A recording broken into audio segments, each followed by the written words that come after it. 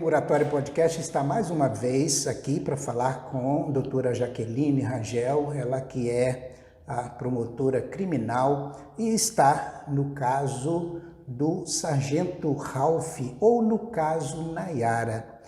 Doutora, antes de falarmos de data de julgamento, porque teve aí marcado o julgamento nesse caso, a senhora poderia fazer um pequeno histórico desse assassinato, data e de como mais ou menos aconteceu, primeira vista da promotoria naquela época? Olá, Elias, olá, queridos internautas que nos assistem aqui de uma maneira bastante carinhosa, bastante atenta. Vamos remontar, né, a data dos fatos, 21 de junho de 2021, triste episódio envolvendo o homicídio da Nayara Manicure, no bairro da Barra. Os fatos se deram lá. Inicialmente, não se sabia a autoria. A polícia teve um trabalho bastante competente no sentido de obter os dados que levaram à autoria, e a gente tem como um elemento fundamental desse direcionamento o fato de as seguradoras mostrarem uma estranheza, começarem a auditar aquela situação de pagar um valor extremamente alto pelo sinistro acontecido, que foi a morte da Nayara. Então as seguradoras montaram uma auditoria e isso deu o alerta. E afora a questão das seguradoras, outros dados envolvendo a localização do veículo, a identificação de quem comprou o veículo, tudo isso levou à autoria que hoje, para o Ministério Público, conforme consta na denúncia do Sargento Ralph, primo de Nayara, aproveitando-se de circunstâncias de proximidade doméstica, da facilidade em obter documentos da tia, mãe da Nayara, da própria Nayara, de gozar da confiança de ambas para que elas assinassem documentos. A investigação nos mostra, Elias, que, e isso eu quero, né, deixar claro aqui para os nossos ouvintes, nossos internautas, que nem a Nayara, nem a senhora mãe dela, a dona Eliane, em nenhum momento elas tiveram qualquer motivo para desconfiar daquele familiar, que era uma pessoa muito próxima, muito atenta, uma pessoa que gozava da mais estrita confiança. Então essa pessoa era a pessoa que fazia todos aqueles serviços, resolver um problema no banco, um documento de um carro, especialmente até pelo posto que ele ocupava, pela respeitabilidade do posto que ocupava, e nenhuma referência negativa no seu histórico. Então, doutora, a inteligência, no caso da Polícia Civil, que é muito competente nessa área realmente, ela chegou então a afirmar a autoria dos disparos é mesmo o Ralph. Sim, isso é o que consta no processo. Sim. A autoria é dele. O companheiro dele, o amigo dele, que também está em envolvimento, que comprou um carro no nome dele para servir de fuga para o Ralph e tal, ele também se encontra preso. Como que está o processo desse amigo do Ralph? Que também é policial, né? Sim, Cabo. Esse Correl, que também é policial, ele efetua a compra do veículo. Nós tivemos a oportunidade de ouvi-lo no sumário de acusação, que é aquela audiência da primeira etapa do procedimento. Nós tivemos a oportunidade de ouvi-lo e ele relata o seguinte: ele relata que ele fez a compra do veículo a pedido do Ralph. Alega que o Ralph disse para ele que estava sendo ameaçado e que precisava ter um outro veículo e que não poderia ser um veículo identificado como sendo seu. e ele compra esse veículo e entrega para o sargento Ralph. Ele foi pronunciado também, uma vez que o depoimento dele foi bastante colaborativo e que viu-se que esse outro policial nunca imaginou que aquele veículo estivesse sendo usado no homicídio de Nayara. Ele não podia imaginar que aquela conduta dele de comprar um carro para ajudar um policial, seu amigo, que pudesse redundar num homicídio de uma moça inocente. Doutora, o assassinato aconteceu no momento em que ela estava no seu salão a serviço.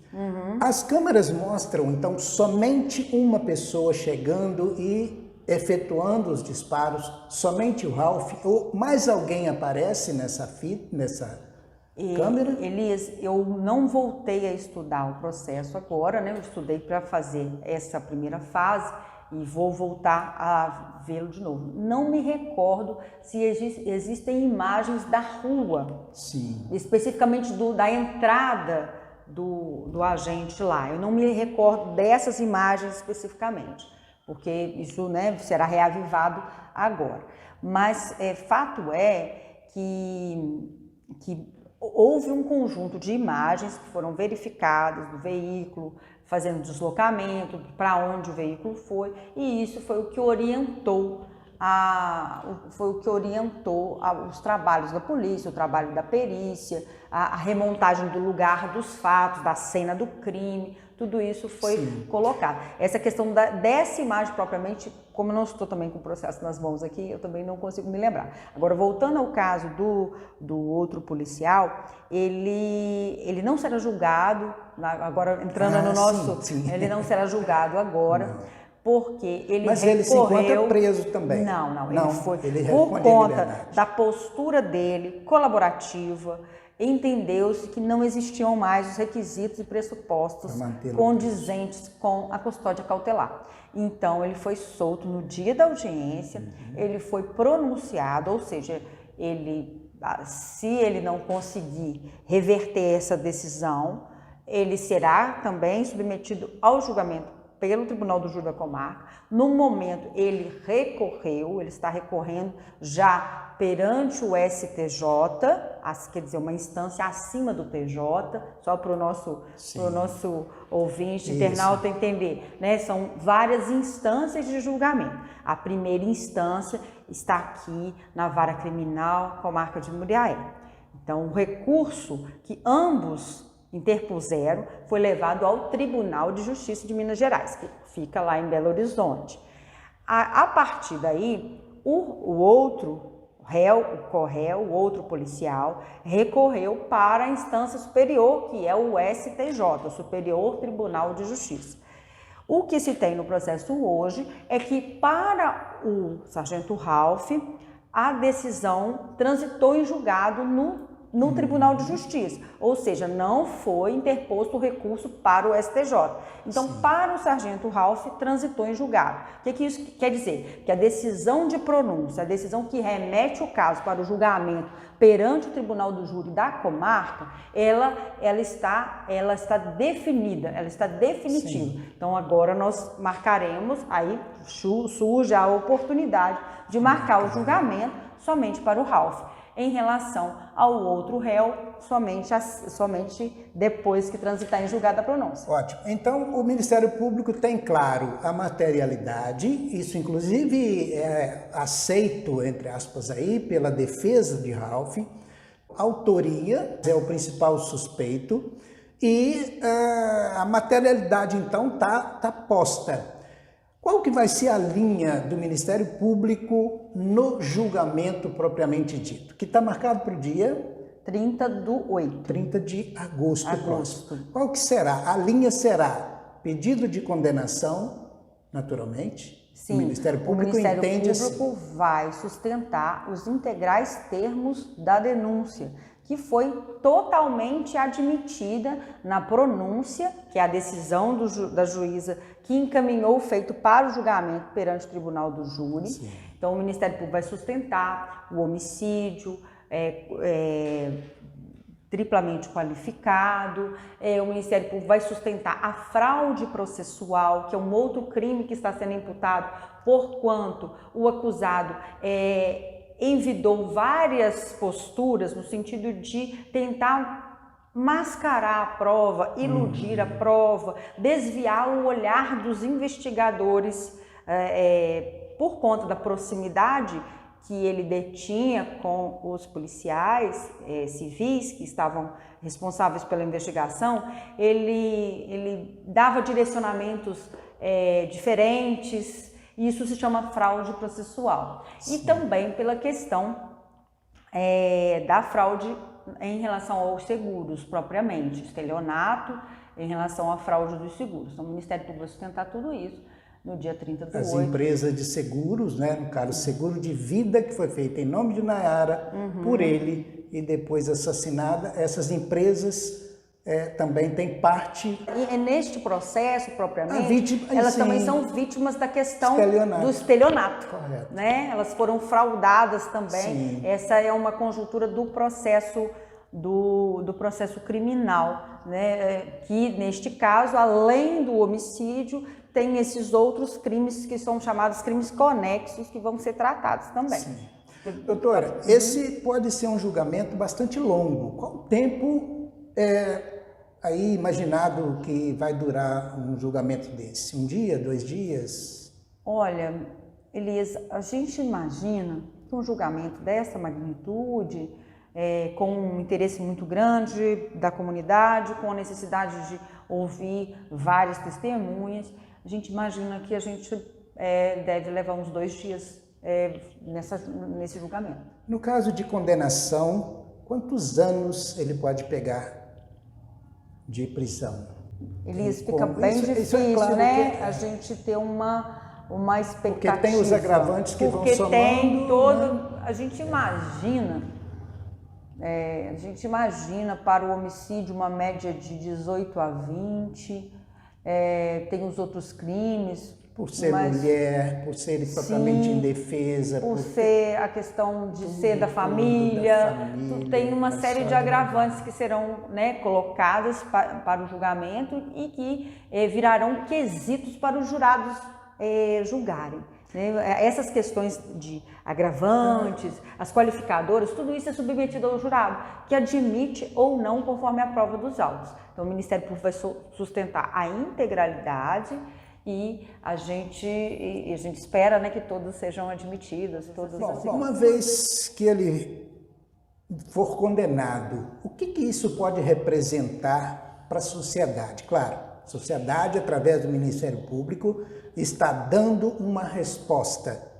O que significa isso para a comoção que foi, né, esse assassinato? É uma resposta satisfatória? Ou a condenação em si não é tudo que a sociedade precisa aprender? Olha, neste caso, a condenação é o limite das possibilidades da justiça dos homens. Penso que a sociedade, a família da vítima vai ficar com a dor amenizada. Não digo que vai existir uma reparação, porque a reparação não existe em caso de condenação. A dor continua da perda das oportunidades, né, tanto da vítima quanto da família da vítima, mas pensa-se que é o que é possível fazer com as leis que nós temos, com o sistema que nós temos. Ficaremos satisfeitos e sairemos vitoriosos. Como que foi, não sei se a senhora ou quem comunicou à família de Nayara sobre o julgamento? Como que foi a reação da família, da mãe principalmente? Olha, eu penso que a família tenha sabido pela imprensa, porque eu peguei o processo para ter ciência da data depois que a imprensa havia tomado ciência. Porque o Ministério Público publica no site... Precisa que, para eu estar intimada oficialmente, o processo tem que chegar para mim. Correto. Então, logo que a gente, né, ouviu o reclame da imprensa, a gente foi lá e pegou o processo já para preparar o processo, tirar cópia e tirar cópias novamente, refazer o estudo, montar, né, toda a estratégia do dia do julgamento, que a gente costuma fazer isso com bastante antecedência, para que as coisas deem certo, para que a gente consiga lidar com todas as situações do momento do julgamento. E a família recebeu com bastante sentimento de que há um alívio próximo, com bastante segurança de que a sociedade representada pelo corpo de jurados vai fazer justiça no caso concreto. A família está muito confiante de que ele terá a condenação devida conforme as leis humanas, que a justiça dos homens será feita. E isso trará um alívio, não trará a reparação para a família, trará uma diminuição da dor. Não traz Nayara de volta, mas traz a sensação de justiça feita. Exato, e de que não houve impunidade. Sim. Doutora, há alguns anos, não sei precisar quantos, foi assassinada também a mulher, Mônica, então professora, diretora da APAE, teve julgamento e trouxe essa sensação para a sociedade, para a família da Mônica e tal, que pelo menos foi feita justiça. Agora, o julgamento do Ralph também começa a passar essa ideia de que a sociedade, de que as pessoas, ou os homens, não estão perdidos. Também nós temos aí o assassinato da Priscila, por também coincidência ou não, mais um policial, o sargento Joel. Algum sinal de julgamento marcado também de sargento Joel? Ou não? Está em recurso ainda? Elias ainda está em recurso, não temos outras notícias mais recentes, né? Aguardamos aí o resultado do recurso para que, uma vez tornada definitiva a decisão de pronúncia, possamos ir para a próxima fase, que é a designação do julgamento. E em relação ao caso da Mônica Vidon, eu tive a oportunidade, a felicidade de estar à frente dos trabalhos naquele julgamento. Eu estive à frente dos trabalhos no processo todo, desde a denúncia, desde a investigação até o julgamento com a condenação. É um caso bastante gratificante da minha carreira. Eu agradeço muito a Deus a oportunidade de ter podido fazer um caso muito complexo, mas que trouxe exatamente isso, um pouco de alívio à dor que aquilo significava.